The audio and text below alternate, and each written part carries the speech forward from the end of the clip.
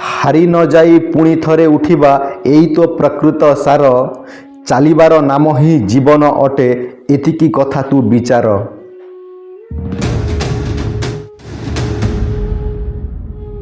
ଜୀବନ ଏକ ଚଳଚ୍ଚିତ୍ର ପରି, ଯେଉଁଠି ସୁଖ ଦୁଃଖ, ହସ କାନ୍ଦ ଏବଂ ଜିତିବା ହାରିବା ସବୁ ଲେଖା ହୋଇଥାଏ। ଜୀବନର ପ୍ରକୃତ ସୌନ୍ଦର୍ଯ୍ୟ ତା'ର ସଂଘର୍ଷରେ ହିଁ ଥାଏ।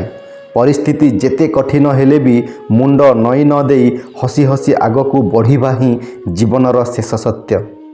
ତ ଏହି ହିସାବରେ ମୁଁ ଏକ ସୁନ୍ଦର ହୃଦୟ ଛୁଆ କବିତାଟିଏ ଲେଖିଛି ଏବଂ ଏହି କବିତାଟିର ଶୀର୍ଷକ ହେଉଛି ଏଇ ତ ଜୀବନ। ତ କବିତାଟି ହେଲା, କେବେ ହସ କେବେ ଆଖିର ଲୁହ, ଏଇ ତ ଜୀବନର ରୀତି। ସମୟ ସ୍ରୋତରେ ଭାସି ଯାଉଅଛି ପୁରୁଣା ସେ ସବୁ ସ୍ମୃତି। ସକାଳର ସୂର୍ଯ୍ୟ ଦେଖାଏ ସପନ, ସଞ୍ଜ ଆଣିଦିଏ କ୍ଳାନ୍ତି।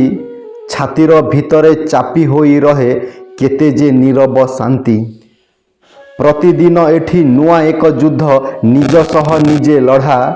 ଭାଗ୍ୟର ଖେଳରେ ହାରିଯାଏ ମଣିଷ, ସଜା ସପନ ହୁଏ ଅସଜଡ଼ା। ସୁଖ ତ ଆସ ଏଇ କ୍ଷଣିକ ପାଇଁ, ଦୁଃଖ ଯେ ପାଲଟେ ସାଥୀ। ଅନ୍ଧାର ଭିତରେ ଆଲୋକ ଖୋଜୁଛି ଏଇ ଆମ ଦରଦୀ ଛାତି।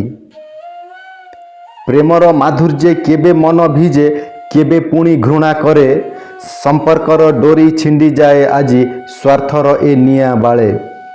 ଆଶା ଆଉ ନିରାଶା ମଝିରେ ରହି ମଣିଷ ପାଲଟେ ବାଟୋଇ। ଭାବନାର ବୋଝ ମୁଣ୍ଡାଇ ଚାଲିଛି, କେହି ନୁହେଁ ଏଠି କାହାରି। କଷ୍ଟ ଆସିଲେ ବି ହସିବାକୁ ହୁଏ, ସଂସାରର ଏଇ ନିୟମ। ଭିତରର ଦୁଃଖ କାହାକୁ କହିବୁ, ଏଠି ସଭିଏ ତ ଅଳ୍ପ ପ୍ରେମ। ମାନବିକତା ଆଜି ହଜି ଯାଉଅଛି କାଗଜ ଟଙ୍କାର ମୋହେ। ସରଳ ମଣିଷ ହଇରାଣ ହୁଏ କୂଟନୀତିର ଏହି ଲହେ।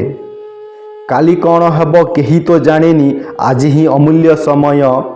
ଭାଗ୍ୟର ଚକ ଘୁରୁଅଛି ସଦା, ଅନିଶ୍ଚିତ ଏଇ ବିଷୟ। ତଥାପି ଜୀବନ ଥମିଯାଏ ନାହିଁ, ଚାଲିବାକୁ ପଡ଼େ ଆଗକୁ। ଝଡ଼ ଝଞ୍ଜା ମଝିରେ ବାଟ ଖୋଜିବାକୁ ଶକ୍ତି ଦିଏ ଏଇ ମନକୁ। କେବେ ହସାଇ କେବେ କନ୍ଦାଇ ଏହା ଶିଖାଏ ନୂଆ ପାଠ। କଠିନ ସତ୍ୟକୁ ଆଳିଙ୍ଗନ କରି ଅତିକ୍ରମ କରିବାକୁ ଘାଟ। ହାରି ନ ଯାଇ ପୁଣି ଥରେ ଉଠିବା ଏଇ ତ ପ୍ରକୃତ ସାର। ଚାଲିବାର ନାମ ହିଁ ଜୀବନ ଅଟେ, ଏତିକି କଥା ତୁ ବିଚାର।